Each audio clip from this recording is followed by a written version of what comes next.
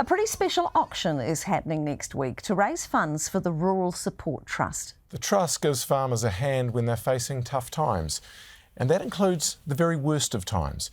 And just a warning, this story deals with suicide. Here's Carolyn Robinson. As offices go, it's open plan, expansive and breathtaking. As jobs go, it's rewarding, important and heartbreaking. It's based on rural people helping rural people. The aptly named Mike Green spends his days travelling Taranaki's vast expanses, supporting farmers through tough times. We actually sit around the kitchen table face to face and just working through the challenges to find the solutions.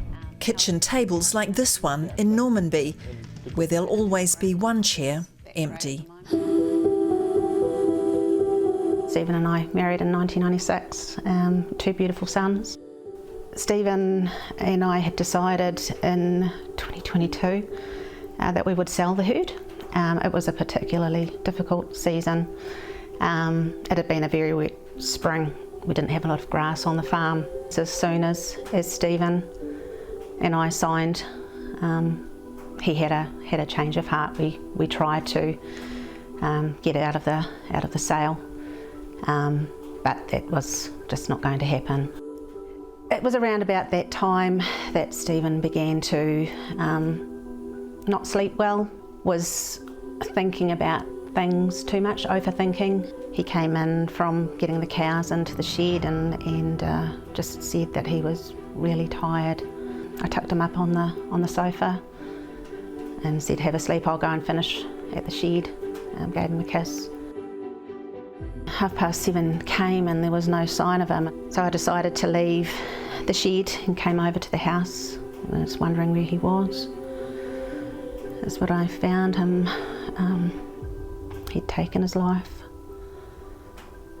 To have to tell them that their dad had died was nothing that any mother or child should go through. It's us against the world. For the countless other calls, the Rural Support Trust was there. So they didn't have to go through the story and keep reliving it. We had cows to milk at the same time.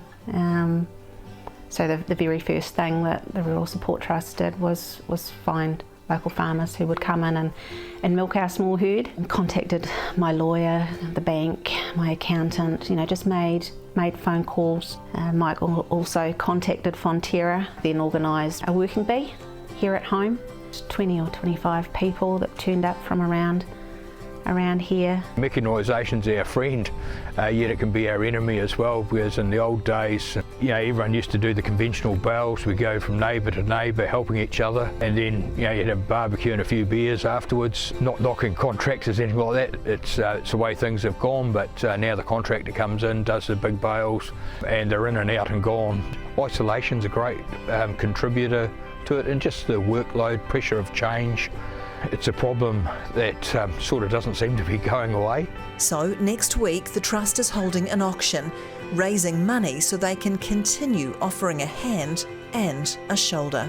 Instead of focusing on a few giving a lot, it's really bringing industry together to get a lot, giving a little. But on the rural edge of Auckland, one person is handing over a lot.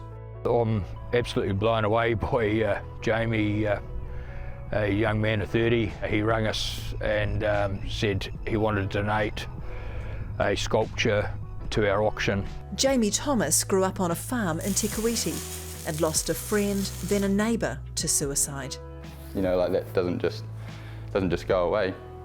So it's not just the individual that's affected, it's so many people around them. And if my sculpture can help one of those people, then it'll be all worth it. And it's no ordinary piece. A rock and a hard place. It was a pretty emotional piece. It was the hardest thing I've ever done. He made it when his sister was struggling in a tough relationship. Kirsty and I grew up on the farm together, so she's been like my best mate since day one. And it's pretty horrific seeing someone you love go through such a traumatic chapter of her life. We spoke about it over 4 or 5 days before we accepted it because, look, I would have loved to accept it straight off. The guys turned down $80,000 for it. I told myself I'd never sell that sculpture, so we're sticking to our word and we're donating it. Jamie's sister is doing much better. Yeah. Yeah, I know it's tough to talk about. Yeah, no, it's definitely a sentimental sculpture, that's for sure. But just donating it to a charity that can make a difference feels like the right thing to do. Farming's one of those jobs where you don't know what's going to happen tomorrow. You know, you've got adverse weather events. It's 7 days a week, you know, all hours, and it's not an easy role. People get in such a dark, black hole, but if those people could be around for the 24 hours after their actions, they would never do it. Gillian's now focusing on the future. One thing that Stephen and I had talked about, we would build ourselves a new home on the farm. It's everything that I dreamed it would be, and it's the plan that Stephen and I had decided on. It's in the location that we'd decided to put it. With plenty of room for a kitchen table. If I need a chat, they're there whenever I need them.